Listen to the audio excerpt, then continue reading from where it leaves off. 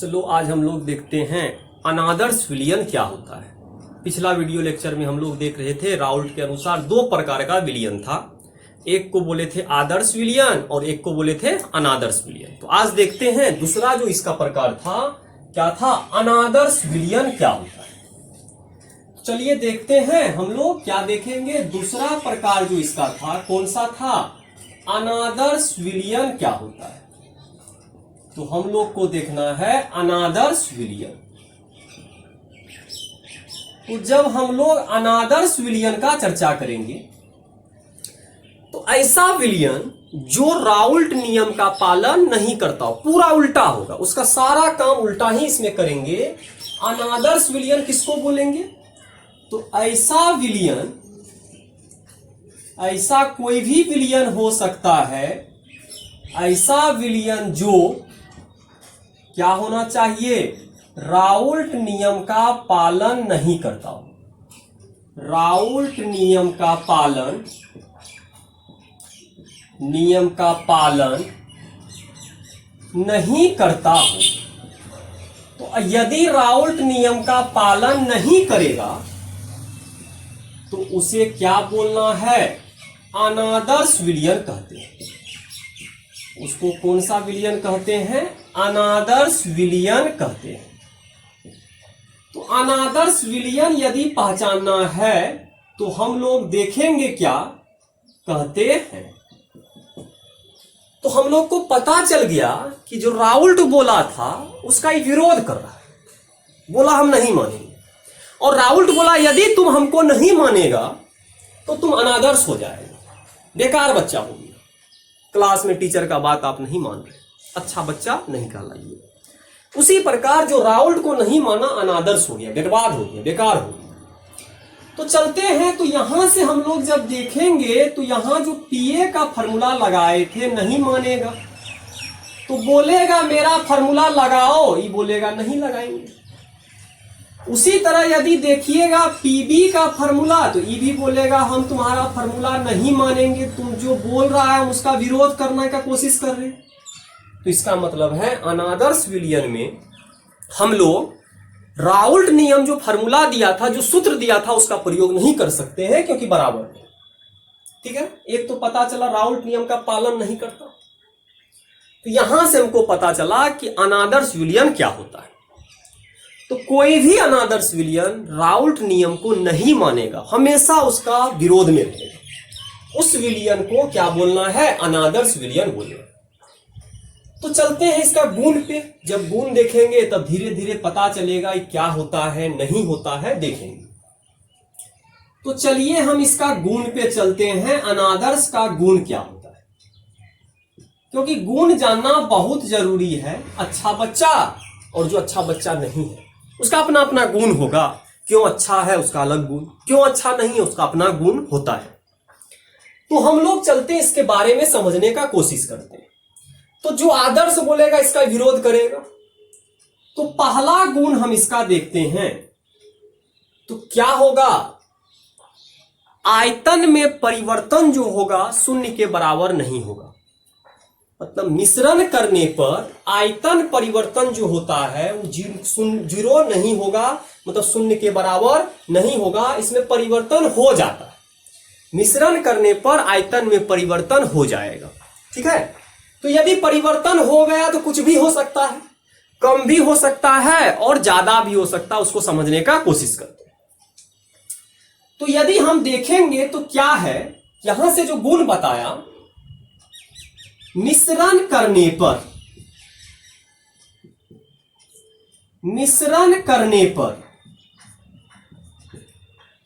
आयतन में परिवर्तन होना चाहिए। मतलब वो बोला था नहीं होना चाहिए और यह बोल रहा है होना चाहिए, मतलब कुछ ना कुछ होना चाहिए, परिवर्तन होना चाहिए। यदि परिवर्तन हो गया, घटाइएगा तो शून्य नहीं आएगा। तो यहां से हमको पता चल गया, यदि हम डेल्टा भी देखेंगे, परिवर्तन निकालेंगे तो परिवर्तन हमेशा घटा के निकलता है। तो जब हम इस मिश्रण को देखने का कोशिश करेंगे तो हमेशा ही जीरो नहीं आएगा, यदि जो जो चीज जीरो नहीं आएगा वो नेगेटिव भी हो सकता है, पॉजिटिव भी हो सकता है। यदि कोई पूछे इसका दो वैल्यू हो सकता है, आपका एक वैल्यू पॉजिटिव भी आ सकता है या एक वैल्यू आपका क्या आ सकता है, नेगेटिव आ सकता है। देखेंगे, एक होगा धनात्मक विचलन, एक होगा ऋणात्मक विचलन। हम पहला वाला में बताए थे कि ग्राफ में कोई विचलन नहीं था, लेकिन इसमें विचलन आएगा, विचलित हो गया। और विचलित हो गया, हो सकता है ज्यादा हो जाए या तो कम हो जाए। विचलन किसी भी प्रकार का हो सकता है यदि शून्य नहीं है। ठीक है, तो शून्य यदि नहीं है तो विचलन किसी भी प्रकार का हो सकता है। तो हम लोग देखेंगे इसको कि विचलन कैसा हो। तो यदि अगर इसका उदाहरण आपको समझना हो कि विचलन इसका कितना प्रकार, दो प्रकार का है, तो ज्यादा भी हो सकता है, कम भी हो सकता है। तो हम लोग देखते हैं इसका विचलन क्या हो सकता है। तो हम लोग जब देखेंगे, मान लीजिए यहां विलय लिए हैं और एक क्या लिए हैं, विलायक लिए हैं। तो यदि एक विलय लिए हैं और एक विलायक लिए हैं और यहां आपका क्या बन जाएगा, विलयन तैयार हो गया। तो मान लीजिए यहां पर आपका क्या बन गया, विलयन बन गया। तो विलयन बना दिए। तो यदि आप इसको 10 ml लीजिएगा और यहां 10 ml लीजिएगा तो हो सकता है 20 नहीं बन के थोड़ा ज्यादा बन जाए, 22 बन जाए, थोड़ा बहुत ज्यादा हो गया। या ऐसा हो सकता है 10 ml इसको लीजिए और 10 ml इसको लीजिए, ये हो सकता है घट जाए थोड़ा बहुत। तो ऐसा घटना हो सकता है, ज्यादा भी हो जाए या तो कम भी हो जाए। इसीलिए हम लिखे धनात्मक भी हो सकता है, ऋणात्मक भी हो सकता है। तो अगर 22 में से 20 घटाइएगा धनात्मक आएगा, यदि 19 में से 20 घटाइएगा ऋणात्मक आएगा। मतलब धनात्मक और ऋणात्मक दोनों आने का इसमें खतरा है। तो विचलन दो प्रकार का होगा, इसको बांटेंगे। अनादर्श विलयन दो प्रकार का होगा, एक ऋणात्मक विचलन वाला, एक धनात्मक विचलन वाला। ठीक है, देखेंगे। ये तो हो गया मिश्रण। दूसरा जो गुण था इसका, बहुत इंपॉर्टेंट गुण था, इंथैल्पी। इंथैल्पी जो होना चाहिए, परिवर्तन होना चाहिए। तो मिश्रण करने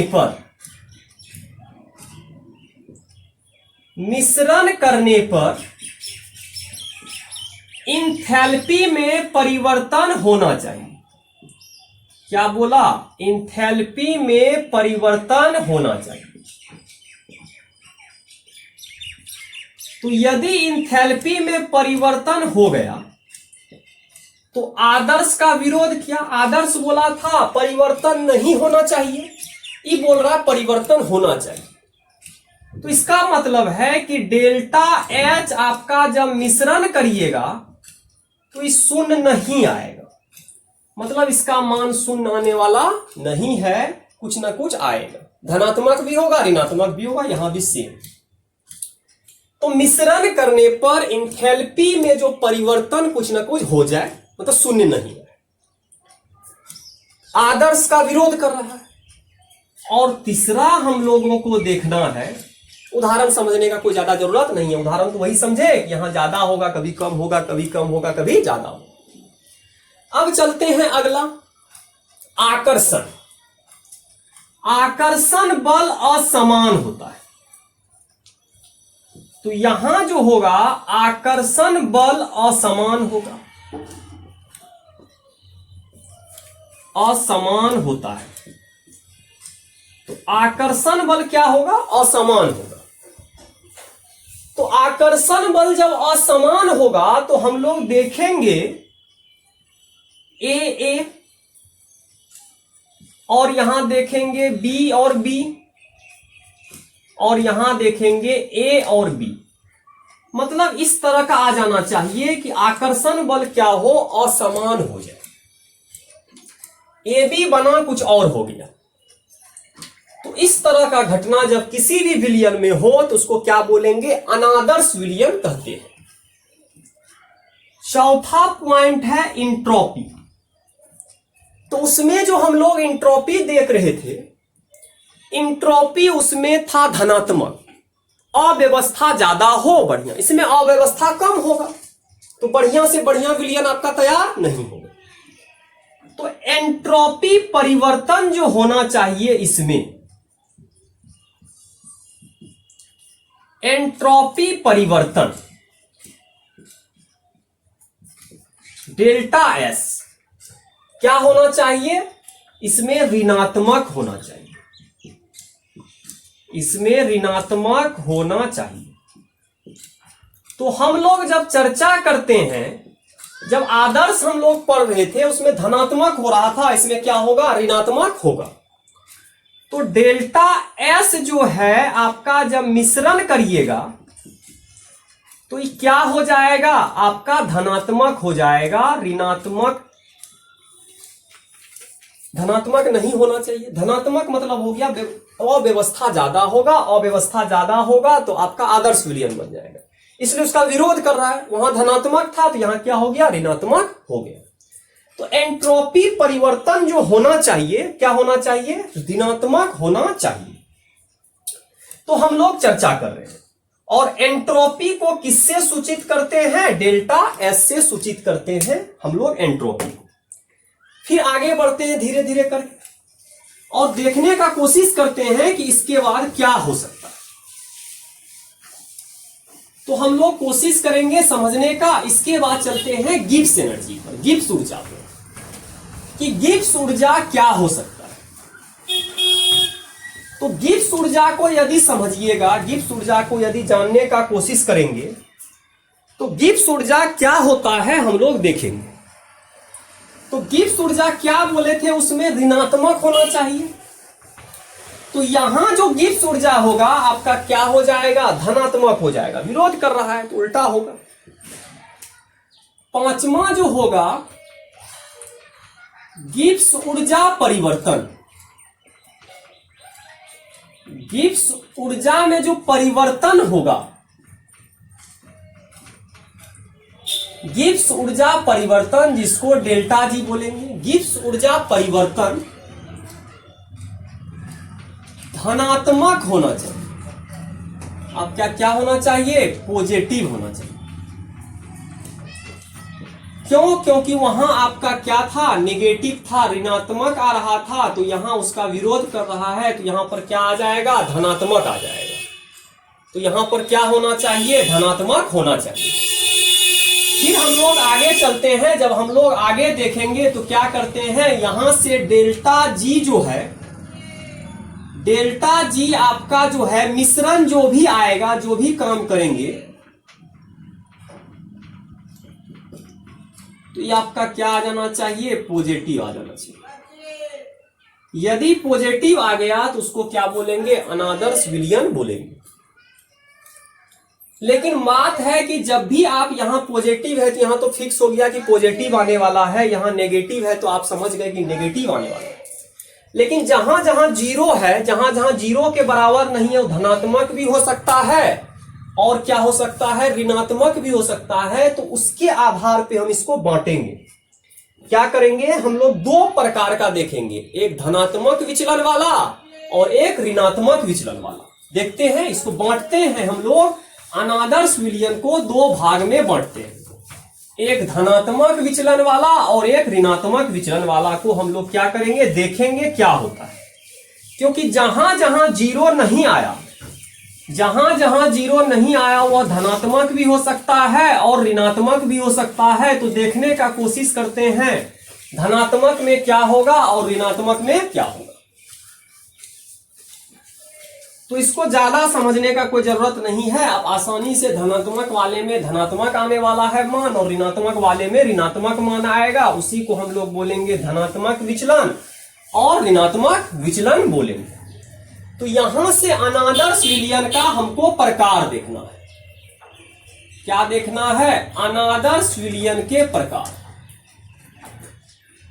तो जो हम अनादर्श विलयन देखे हैं, तो अनादर्श विलयन का क्या देखना है, प्रकार को देखना है। तो अनादर्श विलयन दो प्रकार का होगा, एक होगा आपका धनात्मक विचलन वाला, एक में कैसा होगा, धनात्मक विचलन होगा। विचलन का मतलब हो गया अपना रास्ता ही भटक गया, रास्ता इसका परिवर्तित हो जाएगा। और एक होगा आपका ऋणात्मक विचलन वाला। तो एक में जो विचलन होगा वो आपका कैसा विचलन होगा? ऋणात्मक विचलन होगा। तो एक धनात्मक विचलन होगा और एक ऋणात्मक विचलन होगा, जिसको डेविएशन बोलते हैं। अब हम लोग को देखना है इसमें क्या क्या हो सकता है। तो पहला, जहां जहां दिक्कत था, जहां जहां बराबर नहीं था, उसको देखेंगे। तो इसमें बराबर नहीं था तो इसमें क्या होगा? पीए जो होगा ज्यादा हो जाएगा, किससे? पी नॉट ए से और एक्स ए से। और पीबी भी जो हो जाएगा ज्यादा हो जाएगा, पी नॉट बी से एक्स बी से ज्यादा हो जाएगा, तो बोलेंगे धनात्मक विचलन। और यदि आपका कम हो गया, यदि आपका क्या हो गया? कम हो गया, तो हम लोग इसमें देखेंगे यदि कम हो गया तो आप इसको क्या बोलिएगा? ऋणात्मक विचलन बोलेंगे। तो एक बार कम हो जाए और एक बार ज्यादा हो जाए। दूसरा चलते हैं डेल्टा भी पर। तो डेल्टा भी जो आपका मिश्रण था जीरो नहीं था, तो यहां पर यदि धनात्मक आ गया, पॉजिटिव आ गया, और इधर वाला में आपका क्या हो जाएगा? डेल्टा भी जो आपका मिश्रण है आपका क्या हो जाएगा? नेगेटिव हो जाएगा। तो ये क्यों हो गया? तीसरा इंपॉर्टेंट देखेंगे, डेल्टा एच भी आपका जीरो नहीं था, तो यहां पर जब देखेंगे तो इसमें कोई दिक्कत नहीं होना चाहिए। यहां पर क्या आ जाएगा? ये पॉजिटिव आ जाएगा। और इधर वाला में अगर हम डेल्टा एच मिश्रण को देखेंगे तो यहां वाला में आपका क्या आ जाएगा? नेगेटिव आ जाएगा। इतना होना चाहिए। अब यदि हम चौथा पॉइंट देखें तो डेल्टा एस में कोई परिवर्तन नहीं होगा, क्योंकि डेल्टा एस तो डायरेक्ट बोला था नेगेटिव होना चाहिए, तो इसके लिए भी नेगेटिव होगा।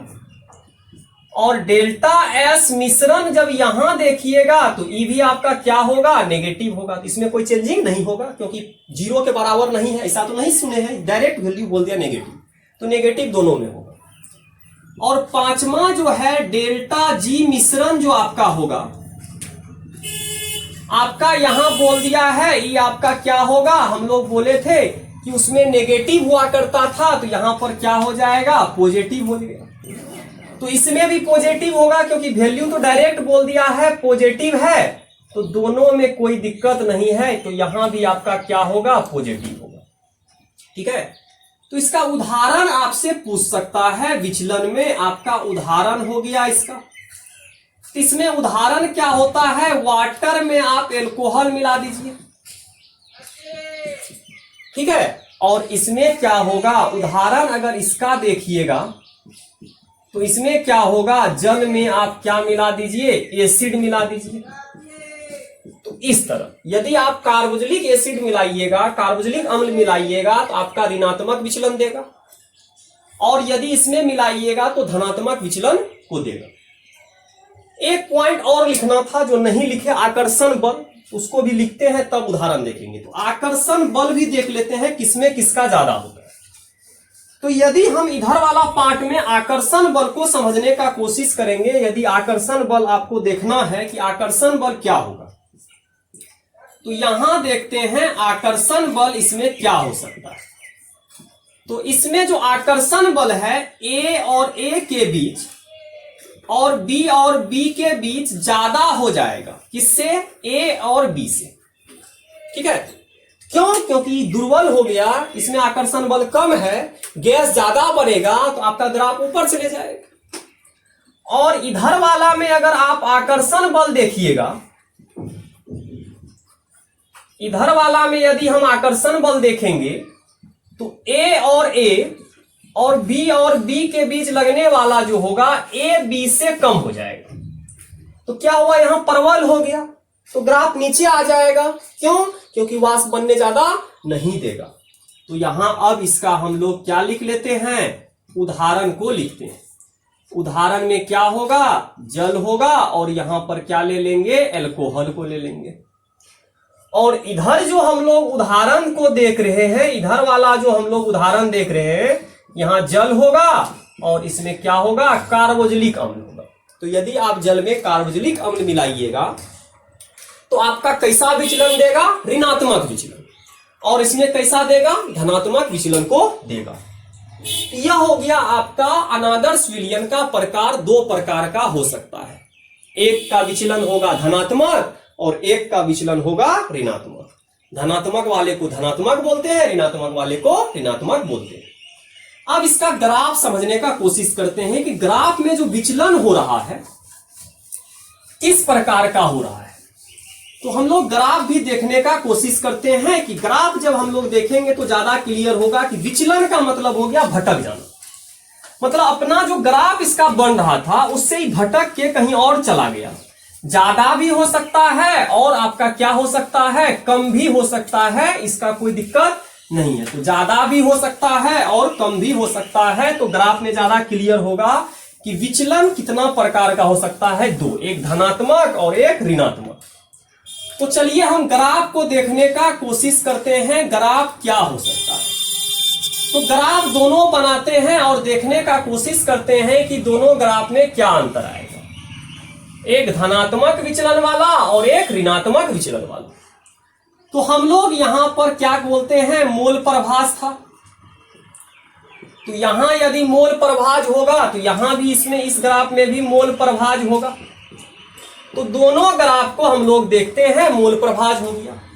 इधर वाष्प दाब होगा तो यहां भी आप वाष्प दाब दीजिए तो इसमें भी वाष्प दाब होगा। तो यहां भी क्या होगा, वाष्प दाब हो गया। दोनों जगह वाष्प दाब। ग्राफ आपका समान रहेगा, ग्राफ में कोई अंतर नहीं होगा, ग्राफ जो है समान होगा, बस विचलन में अंतर होगा। विचलन ज्यादा हो सकता है या तो कम हो सकता है।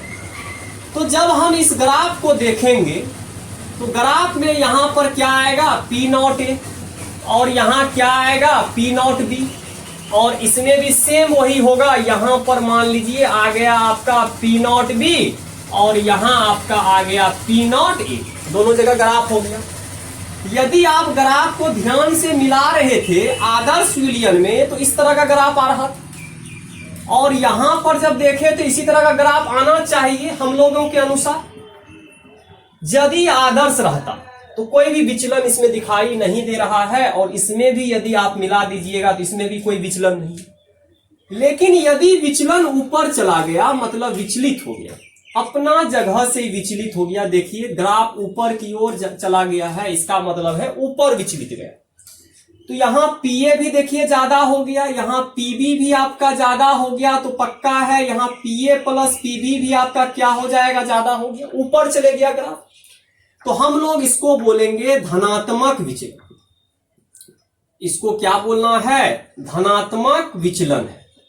तो आपका हो गया ये धनात्मक विचलन। यदि यही ग्राफ कहां आ जाए, नीचे आ जाए, तो सब जगह नीचे जाएगा। तो ग्राफ यदि नीचे आ गया तो ये तो आपका PA है और ये आपका PB है। तो देखिए PA प्लस PB भी नीचे आ गया। तो ग्राफ नीचे चला गया तो इसको क्या बोलेंगे, ऋणात्मक विचलन। इसको क्या बोलना है, ऋणात्मक विचलन। तो एक धनात्मक विचलन का ग्राफ है, एक ऋणात्मक। ऊपर चला जाए तो धनात्मक, नीचे चला आए तो ऋणात्मक। तो आज का वीडियो लेक्चर में हम लोग क्या देख रहे थे, अनादर्श विलयन क्या होता है और अनादर्श विलयन का प्रकार देखे, एक धनात्मक विचलन वाला और एक ऋणात्मक विचलन वाला। ठीक है, तो नेक्स्ट वीडियो लेक्चर में जब मिलेंगे तो बहुत ही इंपॉर्टेंट आप लोग का टॉपिक होगा अनुसंख्यक गुणधर्म, जिसको कॉलिगेटिव प्रॉपर्टीज बोलते हैं। ठीक है, तो आज का वीडियो लेक्चर यहीं तक रहने दीजिए। Thank you.